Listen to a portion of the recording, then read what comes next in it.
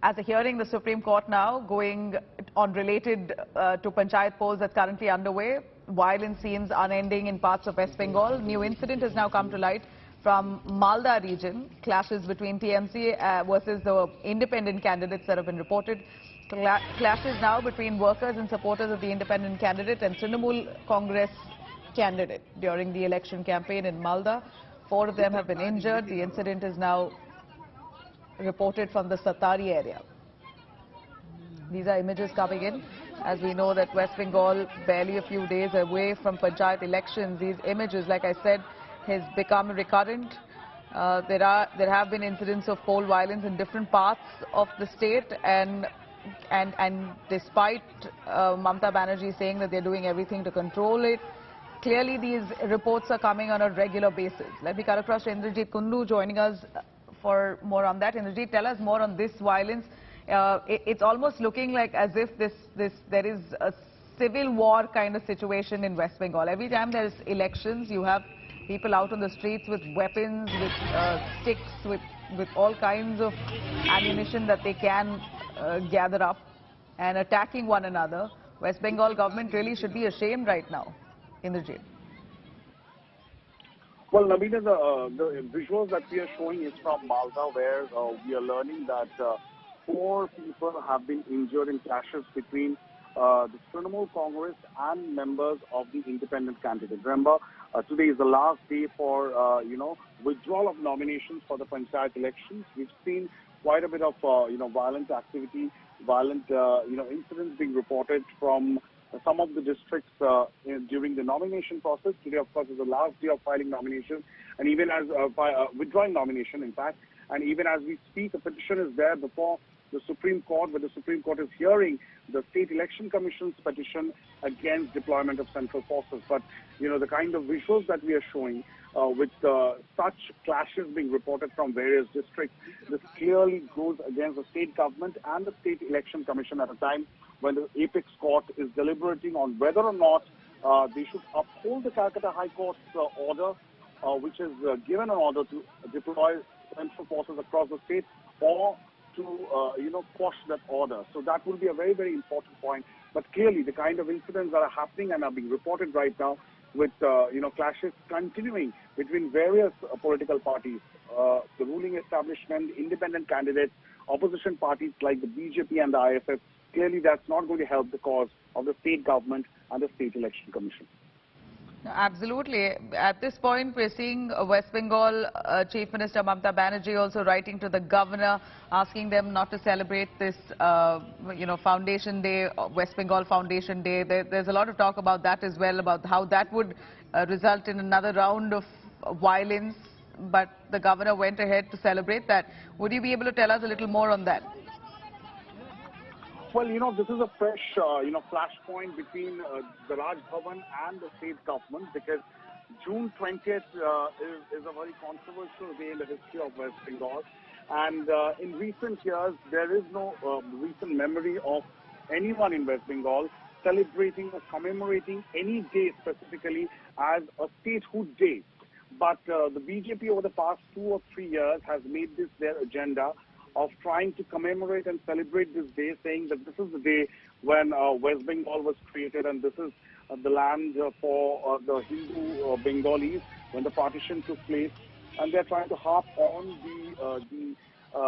the achievements of Shyama Prasad Mukherjee, who was in fact the founder of Jan Sangh. And they are propagating the idea that Shyama Prasad Mukherjee played a very, very crucial role in the curvature of West Bengal from East Pakistan. And they are trying to highlight that point, and this is for the first time that officially this event has been commemorated, marked, observed and celebrated by none other than the West Bengal governor.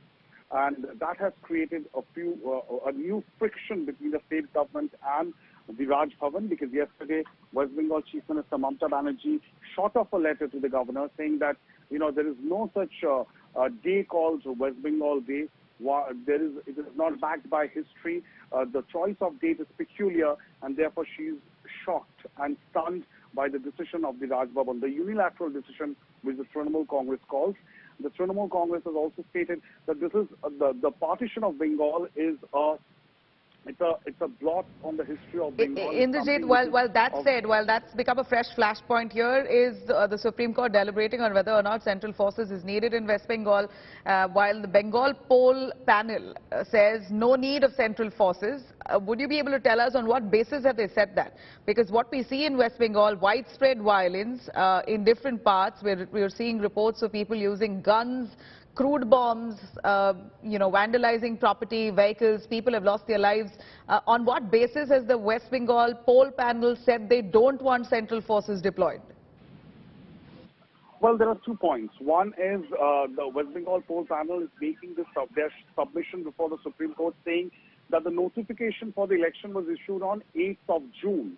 And instantly, the very next day, opposition political parties went to the High Court without waiting to see the arrangements being made by the State Election Commission. So they are saying that this is a prejudiced view.